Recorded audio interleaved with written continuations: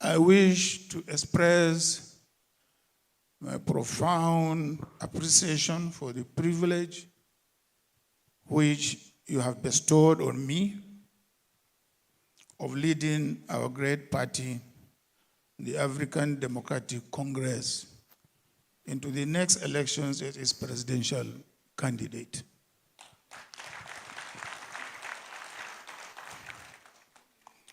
I am truly humbled and excited by this singular honor.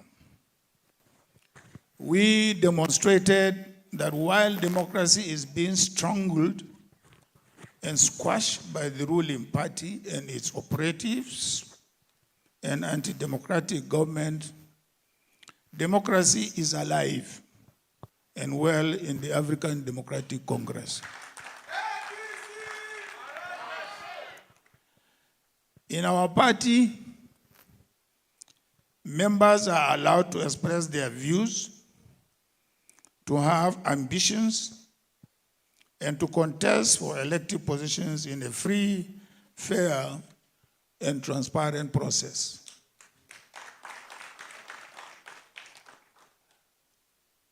Our great party is a coalition built through hard work, immense sacrifices, and compromises, guided by our determination to rescue our country's democracy, which is facing its greatest threat since the return of democracy in 1999. As I speak, virtually all opposition political parties in the country are being thrown into different forms of leadership crisis. And opposition figures continue to be harassed and intimidated, including those languishing in detention, such as Malam Nasir El-Rufai, who distinguished himself as a public servant, including as a minister and a two-term governor of Kaduna State.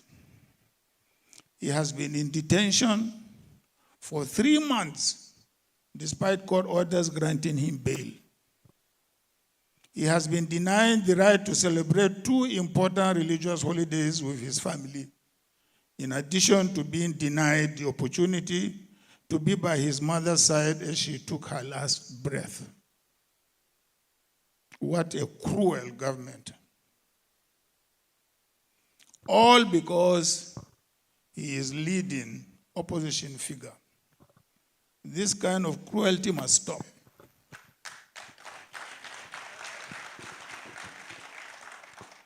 The government continues to harass, intimidate, and coerce opposition politicians to join the APC, using the security agencies as well as the agencies which were set up by a previous government to fight corruption.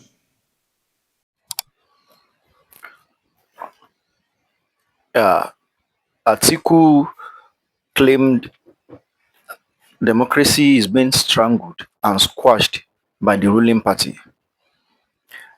Atiku accused the APC-led federal government of deepening hardship, insecurity, and political repression across the country, and alleged that the ruling party was pushing Nigeria towards a one-party state through interference in opposition parties and democratic institutions. Is this claim grounded? Partially, yes. There are documented patterns of anti-corruption agencies being mobilized selectively against opposition figures. Atiku himself had earlier accused the EFCC of selective investigations that target opposition figures, and noted that some former governors with outstanding corruption cases were appointed as ministers and ambassadors by President Tinubu. That selective pattern is a legitimate democratic concern that many Nigerians across party lines have raised. However, calling it outright strangulation is rhetorical hyperbole. The ADC just held the primary.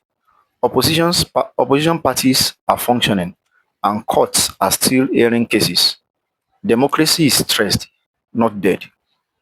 He also claimed that Nigeria's democracy is facing greatest threat since 1999. This is a strong historical claim and must be weighed carefully. Nigeria has survived military coup threats, the Obasanjo third-term plot, the 2011 post-election violence, the 2015 uncertainty around a peaceful transfer of power, and the 2023 election crisis. Saying today is worse than all of those is debatable. What is true is that the current pattern of using anti-graft agencies as political tools, combined with economic hardship, weakening civil society, creates a dangerous environment. But greatest threat since 1999 is political oratory, designed to heighten urgency, not a precise historical assessment. He also claimed that El-Rufai has been in detention for 3 months, denied bail despite court orders.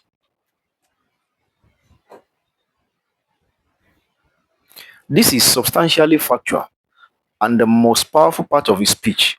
El-Rufai voluntarily honored an EFCC invitation on the 16th of February 2026.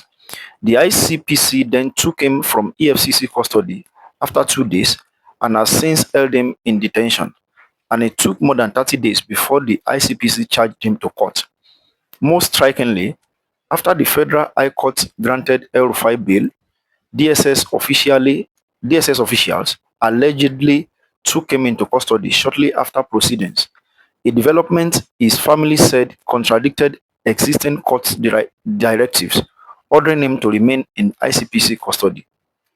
A Kaduna State High Court separately denied bail, with the judge citing prosecution concerns about interference with investigations as justification. The pattern of one agency granting bail while another rearrests is deeply troubling from a rule of law perspective and gives Atiku's criticism legitimate legal grounding regardless of El-Rufai's guilt or innocence. In a functioning democracy, court orders must be respected. Um, but in all this that Atiku has said, does Atiku have the moral ground to criticize? Yes. Does he have the moral ground to criticize? Ah, Atiku is correct on the issues, but Atiku himself carries substantial baggage that undermines his moral authority. The PTDF scandal, that's number one. The EFCC chairman once told the Nigerian Senate committee that Atiku, as vice president overseeing the PTDF, played prominent roles in approvals for the release of PTDF funds and their placement in two banks, and had outstanding interest in those banks, with funds meant for specific projects allegedly diverted. 2. U.S. congressional scrutiny. All allegations were raised that his wife, a U.S. citizen, helped bring tens of millions in suspect funds into the United States, including alleged bribe payments, claims that contributed to Atiku's long-standing inability to obtain a U.S. visa. The SPV controversy. Whistleblower allegations emerged that Atiku registered companies upon assumption of office as vice president using trusted allies and shareholders with the alleged purpose of diverting government contracts to those companies and channeling money into them for private and political use. None of this led to a criminal conviction, and Atiku has consistently denied them. But this is precisely the problem. A man who spent years denying he was corrupt now wants Nigerians to believe he will fight corruption in others. His critique of the Tinubu government may be factually valid, but is not the strongest vessel to carry that message. The pot has a history of calling the kettle black. Yeah. Furthermore, Atiku has contested the presidency 6 times: 1993, 2003, 2007, 2011, 2019, 2023, and now 2027. This raises a fundamental question. At what point does ambition become compulsion? And is the ADC simply the latest vehicle in a long journey of personal ambition? Now, if Atiku is, let's even assume that Atiku is made president in 2027, can he and will he do better than the present government? Can he do better? Technically, yes. And here is why. Atiku is an experienced political operator who understands Nigeria's federal structure. He has strong northern support that could translate to national stability. He has articulated policy positions around privatization, restructuring, and economic reform. He has surrounded himself with relatively credible figures in the ADC coalition. On paper, an experienced hand who understands governance levers could correct some of Tinubu's economic missteps. But another question is, will he do better? This is where serious doubt must be applied. Three hard questions define this. Number one, the corruption question. The allegations against Atiku were never conclusively resolved. They were politically managed. A man who allegedly used state power to enrich himself as vice president has little structural incentive to dismantle the systems that enabled that enrichment. History shows that Nigerian leaders tend not to reform, tend not to reform systems that benefited them. Number two, the character of governance. The character of governance question. Atiku is criticizing the detention of El-Rufai and the weaponization of anti-corruption agencies.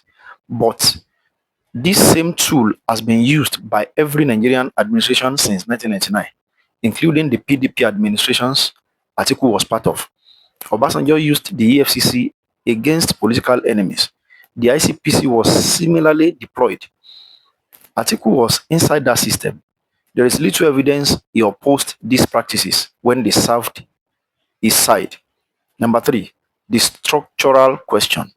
Nigeria's problems: insecurity, infrastructure collapse, currency devaluation, oil theft, and elite capture of institutions are systemic, not simply a matter of which person sits in Aso Rock.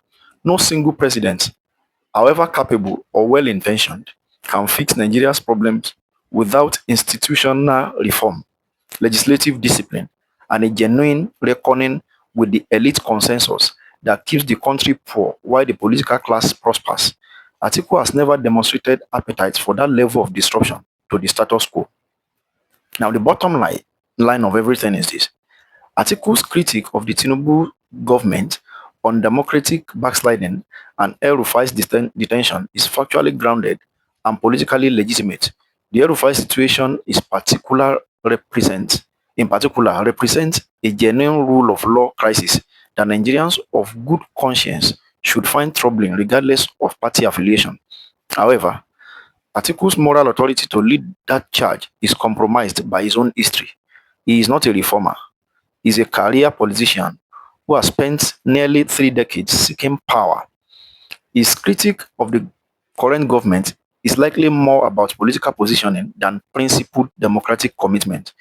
The deeper tragedy is this: Nigeria keeps recycling the same political class, giving power back and forth between figures who all emerge from the same corrupt system, while ordinary Nigerians bear the cost. Whether it is Tinubu or Atiku in Aso Rock, the faces change, but the machinery remains. True democratic renewal in Nigeria will require not just a new president, but a new generation of leadership that has not been formed in the crucible of the old order. Yes, Atiku's speech was well crafted, but speeches are not governance record. Thank you for listening. Now, go into the comment section, comment, put your views there, argue for or against, be free to air your opinion, share the video, like, and please subscribe. Thank you.